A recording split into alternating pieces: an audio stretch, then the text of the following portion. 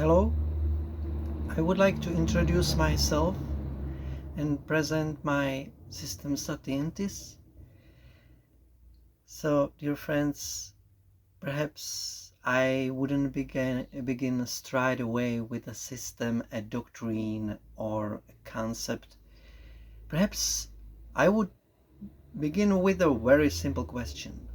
What is the modern human being actually looking for?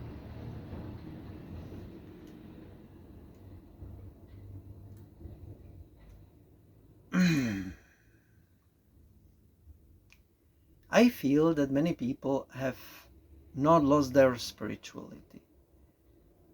They simply often have nowhere to place it. They feel it within themselves. They search for it. They get the various fragments. They go into nature, meditate, read, meet people, try different paths, and sometimes attempt to fit themselves into something that only partly suits them. Something speaks to them, something helps them, but at the same time, they often encounter things they can no longer accept as a wall. Friends, I think we're not alone in this. Many people today don't want to live only on the surface. They don't want to merely to work, fulfill duties, consume because become exhausted, and then start all over and over again. And human being needs depth. We need silence, meaning, kindness, contact with ourselves, with others, with nature, and also humility before that which surpasses us. At the same time, however, we don't want to lie to our reason. We don't want to accept something merely because it is old, sacred, or traditional. And it was precisely from this need that the system of Satientis gradually began to arise within me. Satientis is a proposal for a spiritual system of truthfulness, mindful awareness, and kind-heartedness, with a certain modest faith in mystery. It didn't arise all at once. It was not an idea of a single day. It was a path of almost 20 years of searching, reflection, personal practice, and gradual discernment of what is still spiritually alive for me and what I can no longer accept. Throughout my life, I have engaged with various spiritual paths. Buddhism influenced me significantly, especially Vipassana meditation, mindfulness practice, and several well-known teachers of this tradition under whose guidance I practiced. I also studied Christianity and theology at the Hussite Theological Faculty of Charles University. Thanks to this, I was able to encounter Christian thought not only from the outside, but also from within its own language, tradition, and experience. Various churches, various ritus. Alongside this, contact with nature has always been important to me. I also attended events of the Rainbow community, and I met yogis as well as people with an esoteric orientation. I didn't accept everything, and I didn't agree with everything, but many of these encounters showed me that a modern human being is truly searching. That people long for living connection, authenticity, ritual, presence, kindness, and space where they don't merely have to function but can simply be. This video is also an invitation to a circle that I would like to organize. It will be a gathering for those whom this question speaks to and who like to discuss it together. I will return to that at the end. But now, why doesn't Satientis arise? I feel that contemporary society lacks a comfortable spirituality. By that, I don't mean a spirituality that is easy, cheap, or undemanding. I mean a spirituality in which the modern human being can feel inwardly at home. Many people today no longer believe in traditional dogmas, yet they are still hungry for meaning. We have information, but we often lack wisdom. We have possibilities, but we lack peace. We have freedom, but we often don't know what to turn it toward. We have a psychological language, but sometimes we lack ritual, sacredness, and community. And yet, let us try to imagine a place where a person could feel space for their own contemplation, a place where one may simply be in the present, where one may observe what is happening within, without embellishment, without pressure, without the need to immediately give it some grand metaphysical interpretation, a place where one may cultivate kindness, benevolence, metta, compassion, where one may sit quietly, breathe, perceive the body, perceive the mind, perceive another human being, where one doesn't have to prove anything, where one doesn't have to believe in something or one cannot accept, where one may say, I don't know this, and yet I hold it in reverence. And perhaps it is precisely there that something wanders open. Not a miracle as a violation of the laws of nature, but a wonder of simplicity, that nothing more is needed. The presence, truthfulness, kindness, and openness are enough, and the highest doesn't have to be owned or named. The highest may remain simple mystery with big M. I don't think it's possible to build entirely on a blank slate. Uh, I don't mean. The great spiritual system of humanity carried deep experiences and knowledge. For centuries and millennia, people have asked it about suffering, the meaning of life, love, death, pain, ego, desire, fear, guilt, hope, and inner freedom. All of this can't simply be thrown away, but we need to discern. We need to ask, what in these traditions is still alive, truthful, and acceptable for the modern human being, and what is no longer acceptable? What can be grounded in experience, reason, or verifiable knowledge? What is a useful symbol and what remains a personal interpretation?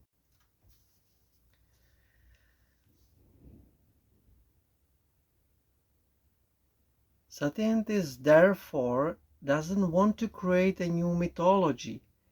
It doesn't want to be a sect.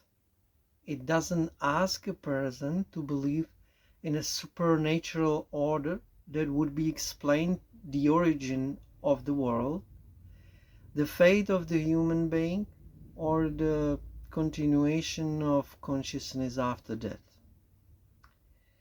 It doesn't accept as its shared core claims that require blind belief in unverifiable realms, or that lead a person away from an honest life here and now.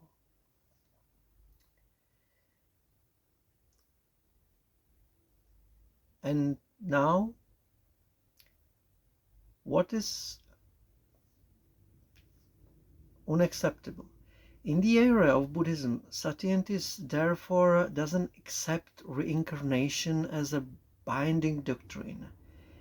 It doesn't accept karma as a cosmic law of moral retribution.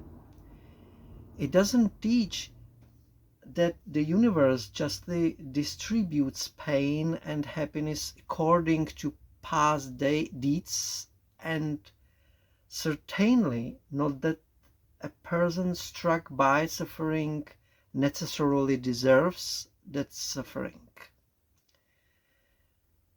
In the era of Christianity, Satientis doesn't accept miracles as the foundation of faith.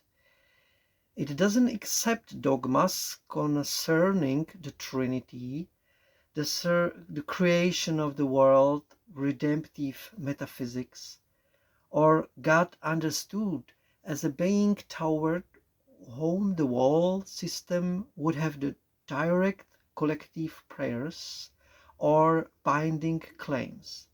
It doesn't exclude the personal faith of an individual, but it doesn't make such faith the shared foundation. In the era of shamanism and nature-based traditions, Satientis doesn't accept belief in spirits, magical powers, or other unverifiable entities as its shared core. It may, however, accept intuition, symbol, relationship with nature, embodiment, ritual, and healing inner connection with landscape and living world, provided these elements don't require blind belief and don't cause harm. In other words, what is truthful, kind, and practically transformative may be accepted. What requires blind belief in unverifiable claims remains outside the shared core of Satientis. From this, 5 basic pillars of Satientis emerge for me. The first pillar is Christianity purified of dogmatic metaphysics. What is essential for me in Jesus is his inner freedom, love, compassion, self-giving, and readiness to stand on the side of the weaker, the wounded, the endangered, and the suffering. I am not concerned here with an ecclesiastical system nor with an obligation to believe particular articles of faith. I am concerned with the living core, love, service, forgiveness, humility, and the willingness to bear the burden of another. Jesus may be understood here as a moral and spiritual image of a human being who doesn't grasp life merely for himself, but offers it for the good of others. The second pillar is a Buddhism purified of unsupported metaphysics. From Buddhism, we can take, above all, mindfulness, meditation, the observation of present reality, and insight into the changing nature of body and mind. A person learns to be here and now. One learns to perceive the body, feeling, desire, clinging, and reactions. One learns to see how the mind wants something, fears something, grasps at something, and creates its own small prison out of something. Satientis shares with Buddhism teaching its verifiable core. Physical and mental phenomena are constantly changing. They contain nothing absolutely unchanging, and they can't bring a person lasting satisfaction precisely because they are impermanent. From this rises the idea of letting go of clinging. This doesn't mean coldness, resignation, or flight from relationships. It means the ability to be full present, to love, to act, to create, and to care without turning things into absolute conditions of one's being. The third pillar consists of natural basis and shamanic tradition purified of belief in unverifiable entities. By this, I don't mean a romantic imitation of ancient cultures. I mean the renewal of our relationship with nature, with the earth, with the body, with intuition, and with awareness that the human being is not separate from the life around us. We are beings of nature. We arose from nature, and without it, we can't grow in a healthy way. This is why Satientis includes relationship with landscape, ecological responsibility, sensitivity to the body, work with symbol, ritual, and the ability to perceive the living world not as a backdrop, but as the space from which we ourselves have grown. And the fourth pillar is mystery. Mystery is very important word for me. It names the boundary at which we honestly say we don't know. We don't know why there is something rather than nothing. We don't know what lies beyond the limits of our knowledge. We don't know everything that consciousness, death, beauty, meaning, love, or wonder may signify. Uh, it's behind the horizon and we don't know. But mystery is not dogma. It's not a mandatory God. It's not a hidden metaphysical machine.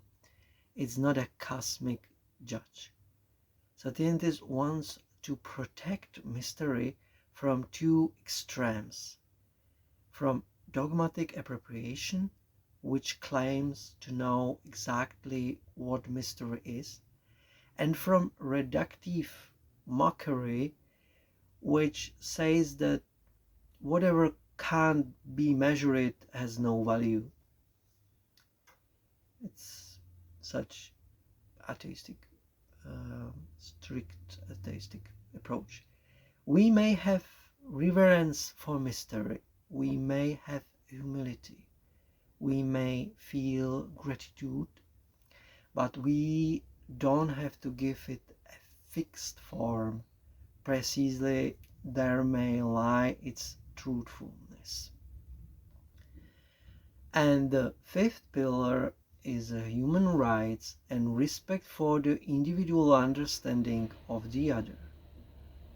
This is an essential for contemporary spirituality. A spiritual system can't be truly contemporary if it doesn't respect human dignity, freedom, and unequalness, and the right of each person to seek their own path. Satientis is egalitarian and open to all groups because it doesn't make human dignity conditional upon religion, origin, gender, orientation, social position, or life history. This means that spirituality mustn't become a tool of pressure, manipulation, exclusion, or superiority. It shouldn't say to a person, you must be like us. Rather, it should create a space where a person can look truthfully at themselves, grow, mature, and at the same time remain respect in their dignity. Satientis therefore gives priority to understanding, kind accompaniment, and concrete help over judgment, labeling, and pressure. Friends, to sum it up, Satientis seeks to offer a path for a person who doesn't want to lie to their reason, but also doesn't want to drive their soul into dust. For a person who wants to meditate, but doesn't want to accept the cosmology of ancient India.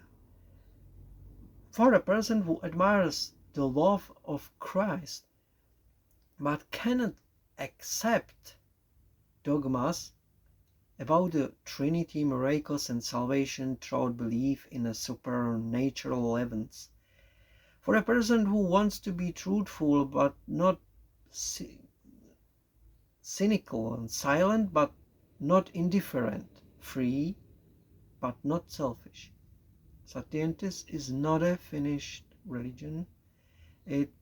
It's not a new cage. It wants to be rather a practical language and community in which a person may live truthfully. It doesn't say, believe what you can't know. It says, look honestly.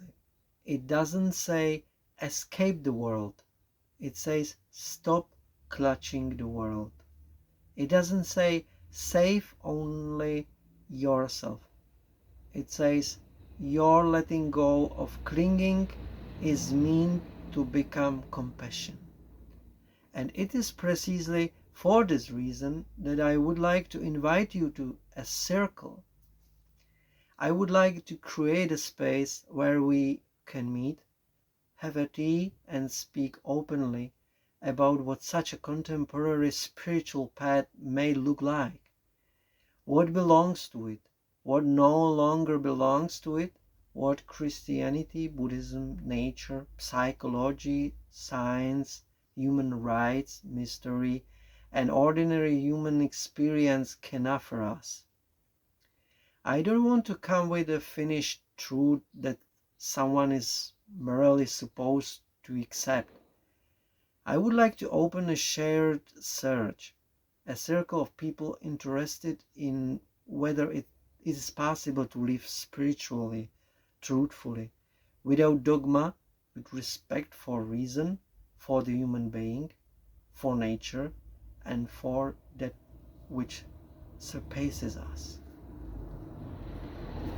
The exact date will be posted on the website. I will be glad if you come.